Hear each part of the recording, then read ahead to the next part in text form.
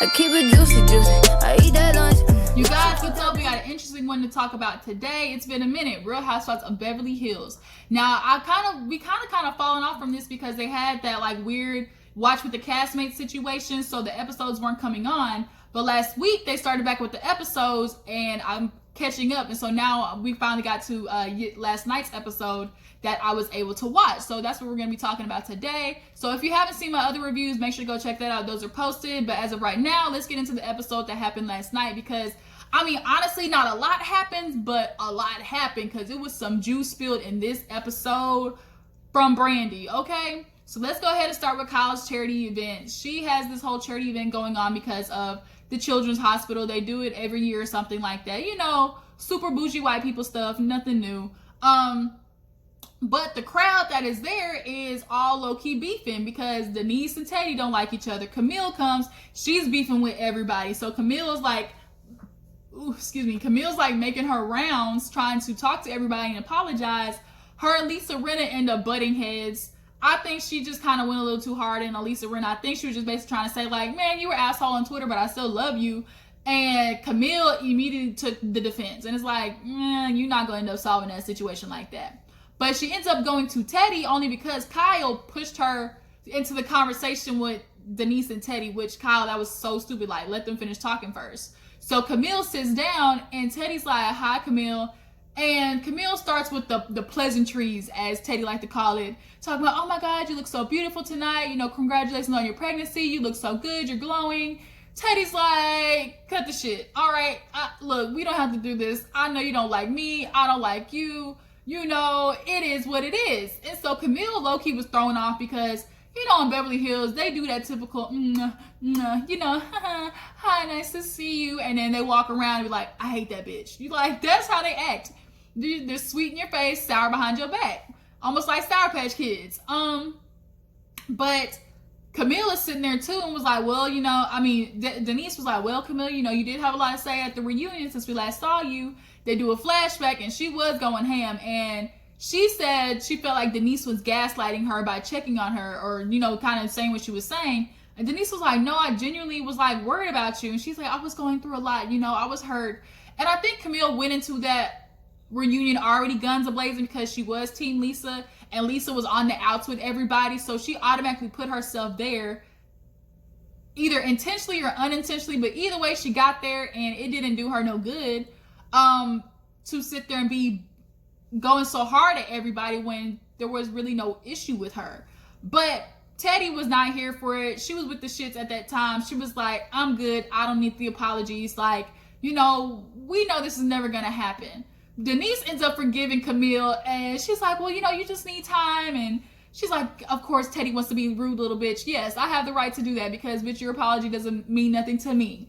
So after that, we see Brandi, y'all. Brandi made her little skinny crackhead appearance, you know, with her little pumped up cheeks and lips and stuff. We see her behind the bar taking full advantage of free liquor, and Adrienne is there, one of the original, you know, Beverly Hills Housewives, looking toe up from the flow up. Y'all cannot tell me. Rewind and look at that, and Adrienne's face, I swear to God. She looks like she can't even smile. She looks like she can't even squeeze out a tear if she was watching a sad movie. She looks like if she wanted to laugh, her cheeks would crack. They pulled her tight. And I know her ex-husband's on Botched, because her ex-husband's the one that works with Dr. Dubrow on the E! Show Botched. And he's got him a nice little young thing. And I'm hoping Adrienne's not trying to compete with that, because, girl, you gonna go far, much too far. You kind of already teetering over that line. But put the scalpel down, okay? Let it go. Yeah, but they're over there drinking and stuff. Adrienne ends up leaving after this weird cheers from Brandi. But Brandi's still sitting there with Denise and Aaron. And she's like, oh my God, you guys are so cute. You know, y'all kind of got that codependency thing, but that's cool. You know, I like that. And they kind of do. Like, they really are attached to each other at the hip. Like, once one goes, besides Aaron sometimes can be a little much. But she's like, I want to be a throuple. Now, Denise in her confession's like, what's a throuple? And I'm like, girl, you trying to tell me you don't know what a throuple is? You dated Charlie Sheen. You know, that nigga was having 3 ways, all types of, you know, what do they call, polygamy parties and stuff like that, and orgy parties. Like, girl, you know what a throuple is. Sometimes it's so hard to, like, try to like bond with Denise's character, because you can see after last year when she was kind of so explicit, she's trying to get some of that back. And I think it's just because, like she said earlier, she has this fear of it affecting her children, because her father is their father is Charlie Sheen, so people are automatically going to have this assumption about them, and she's trying so hard to backtrack off of that, and it's not doing her any favors. But Aaron's like giving Denise a look like, it's time to go. But little do we know, in this moment, Denise and Brandi already had their encounters before Kyle's charity event. So also at the charity event, we see Garcelle, her new man Michael. I've seen her before on what show, but y'all drop down in the comments and remind me what show he was in. They make a cute little couple. But Brandi got turned up, litty to titty. She was dancing on the dance floor, underwear poking out, falling on the couch, on the stage with her long ass legs flailing, busting it wide open for everybody at this charity event. It was sloppy hot mess. And Kyle's like, girl, hot mess express *2. Like, Brandi's gone too far. She is not gonna remember this tomorrow. So after Kyle's event, we see a little section where Garcelle, her man Michael, was flirting in the kitchen and stuff. It's cute watching Garcelle date. Like, I really like it. And then we have Erica. She has her shoe dazzle deal. She invites all the ladies to come. Lisa, they're all doing like different looks. Lisa put on this wig that kind of was like Kiss rock and roll. Looks like there was 2 bottles of hairspray in it. Like it was gonna go up in the flames if she standing too close to a candle. But Lisa Rinna is good with doing, like, always trying new looks. So I mean, I'm not mad at her, but the boots were cute she had on. So they end up going there, and everybody's there except Garcelle. She couldn't make it because of work. But Erica's cake was super nice. They made like a huge giant shoe. She looked really good, and Lisa pulls everyone to the side to tell them, look, okay, we all know Erica's gonna be gone for 4 months. Let's do something before so we can at least have one last, girls trip. They're gonna go to Rome, Italy. Dorit's happy because she can finally speak her little Italiano. Everybody's like, oh my God, Dorit's gonna rub this on her face the whole trip. Yes, she will. So Denise ends up pulling Erica to the side to try and clear it up before the trip. And she's like, look, I want to talk to you about everything and, clear the air. And she starts with, Santa Barbara. She's like, I just don't know what to do because everybody keeps talking about it. And we've been talking about it since Santa Barbara. Like, what else do you guys want from me? And Denise, you got to admit to it. You were upset. There's no way you can't claim you're not upset about something, but you bring your issue up on 3 separate occasions. 3. So, and 3 different people at that. So that only screams I had an issue. And now Erica, the original person that it kind of really started with, because you brought it up to Erica first, she's going to feel a type of way because it's like you keep saying it's not a problem, but you keep bringing it up to other people. But Erica starts leaning into her more of an issue, which is Aaron getting involved. And Denise didn't really want to touch it. She's like, oh, we'll get to that, but I just want to discuss this first. So Erica just kind of like, okay, like, here we go again. Denise, anytime she doesn't like the conversation, she wants to kick rocks really fast, hit the pavement. And, people have been tired of that because she's always running. And Denise is like, I don't do that. And Erica's like, okay, so what's this conversation? What are we talking for? She's like, I just want to let you know I respect you. I like you. We have fun together. And, we need to do good for this trip. Like, I just want us to be better so it's not awkward on the trip. Erica's like, okay. Erica's face is so hilarious, you guys, because her expressions just let you know how she's feeling. If Erica's not with the shits, you're going to see it on her face. She does good composing herself. She always has that stoic, like, kind of beauty grace going on. But in the back of her head, she's thinking some shit that would piss everybody off in the room.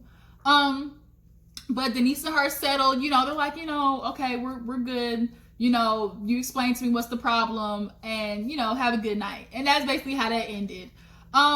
Sutton was there in that goddamn vintage Chanel. I'm tired of people asking her what she's wearing. Oh my God, it's vintage Chanel. Oh my God, yeah, I just got this. It was ordered, and they personally sent it to me. And as much as somebody who doesn't like to talk about money, that bitch love rubbing some vintage clothes in people's face. And typically the shit doesn't look good. Just because it's name brand doesn't mean it's cute. But speaking of Sutton, her and Garcelle actually end up going out on a cute little lunch date. I like the scene with them. Like, that's a good little mixture. They need to do that more. I think Garcelle brings out, like, the grittiness and, like, the more Augusta Sutton, and we need a little bit more of that. None of this, uptight Sutton. And they end up talking. She's like, you know how the party, like, you know, somebody black out. And she's like, oh my God, no, I would never do that. And it's like, Sutton, black out one time. Can you do something fun? Let loose. Throw your panties to the wind or something. Like, Sutton, this is getting old watching you just be debonair. But they end up having a cool conversation. You know, Garcelle trying to get all the juice and the tea out of her because they end up starting with, I think, Italy. And she's like, yeah, it's supposed to rain. And she's like, oh my God, I'm glad you know, because, you know, black girl's hair and rain doesn't go together. She's like, it's not just black girl hair. She's like, mine too, because it's naturally curly. And they get post pictures of her and her curly hair. But clearly she has extensions in at that time, I think. She's like, yeah, you know, oh my God, you know, like my kitchen. And Garcelle was like, bitch, what you know about a kitchen? A kitchen? She's like, girl, I'm from Augusta, Georgia. She's like, so I heard. Like, we need a little bit more Augusta, Georgia, Sutton. Like, every now and then she'll drop the twang, you know, that kind of Southern twang. But for the most part, Sutton's always giving us, you know, Beverly Hills Sutton. And it's like, bitch, drop it, please. Like, it makes you more relatable, you know? But then she's like, well, glam, you know, is everybody bringing their glam squad? She's like, because I can't afford to do it. I'm a single mama too. Sutton's like, well, I can't. She's like, bitch, I know. She's like, well, speaking of that, you know, I don't want to be nosy or anything. You know, I was raised not to talk about money, but bitch, where'd you get your money from? Like, that's how Garcelle was. And Sutton was like, what? She's like, were you married into it? Were you born with it? Like, or is it inheritance? And she's like, well, you know, I married well. You know, we were together for 17 years and, you know, he, you know, made a successful business. And so Garcelle's kind of like, And she has no problem asking the questions. You know, she's like, a lot of people are scared to ask the deep questions, but how else are you supposed to get to know somebody? So then she's like, oh my God, 17 years, that's a long time. She's like, and Sutton's like, yeah, I knew it since I was 13. So Garcelle, once again, asking all the questions inquiring minds want to know, did you lose your virginity to him? And it was like, I'm not gonna tell you. Oh my God. Sutton was acting like, oh, real coy. Then like, oh my God. Like, I don't want to say nothing. Oh my God. Like, I don't want to say nothing. She's like, oh my God, how could you ask me that? Girl, 13. You know that man since 13. Y'all been married 17 years.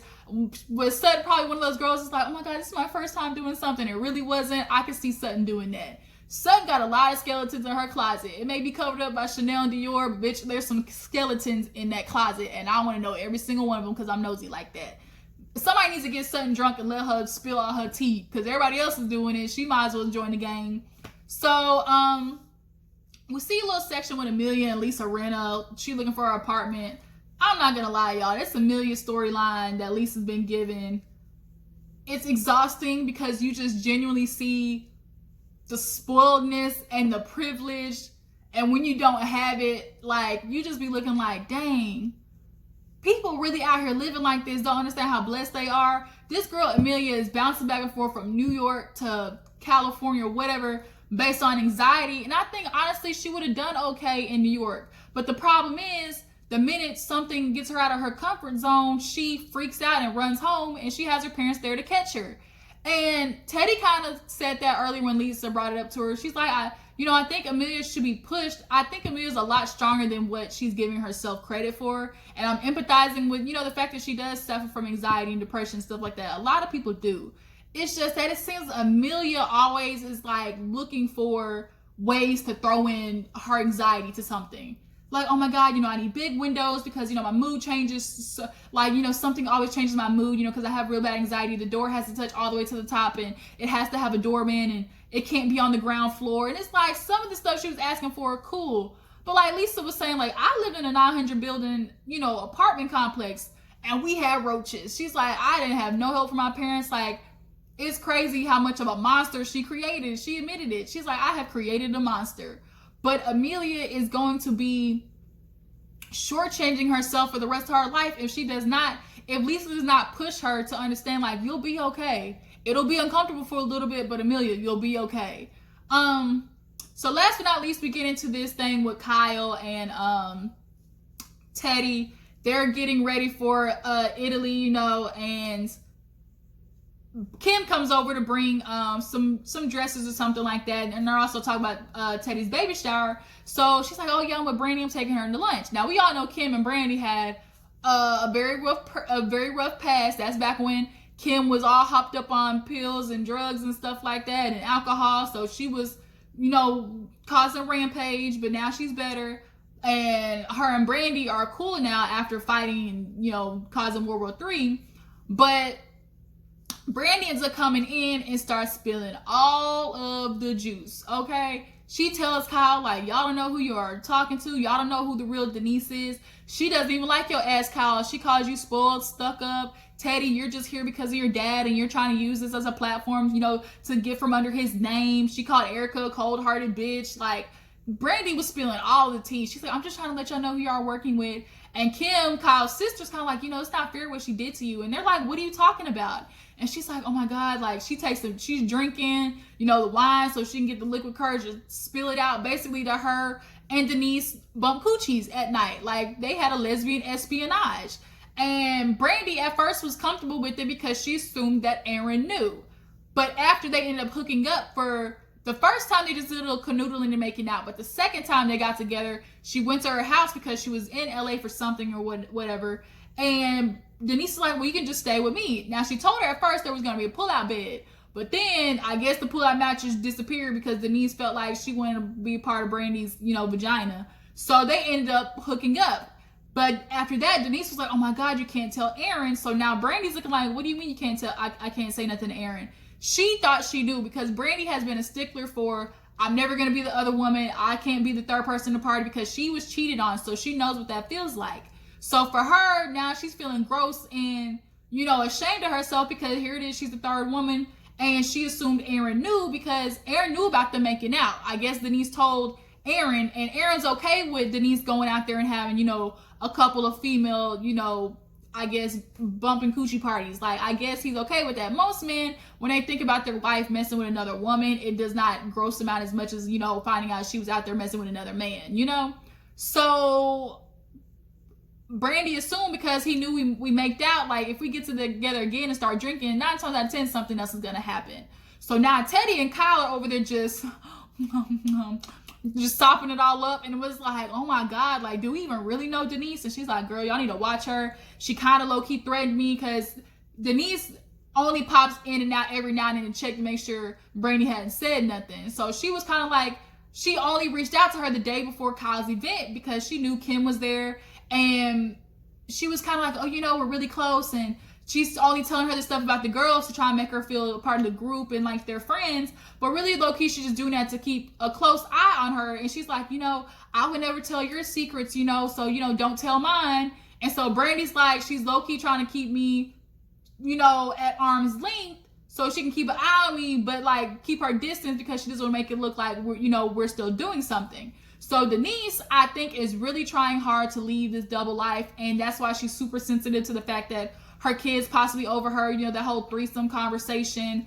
And this is going to be a hot mess next trip because Teddy is not feeling it already with Denise because she told her, bitch, if you have a problem with me, let me know face to face. And now that Denise is faking with everybody, she's telling Kyle she has no problem, but behind her back, we saw Denise ringing Kyle a new one in the car, calling her a whole bunch of stuff. So now when they get to Italy, this is going to pop out. And Teddy basically lets her know, Brandi told us everything. I know how you feel about me. Brandi even said y'all fucked. Now, did it happen? Yes or no? And Denise was stuck there looking like, and then that's what happens next week. So y'all drop down in the comments. Tell me now, do you believe what Brandi is saying? Do you feel like she hooked up with Denise not knowing Aaron was, you know, not okay with it? And do you guys feel like Camille should have sat down there with Teddy, or should she just let it have go and, you know, let everybody else just do their thing? But I appreciate you for tuning in. Before you go, make sure you like this video, subscribe to my channel, and I will catch all you guys in the next video. Deuces.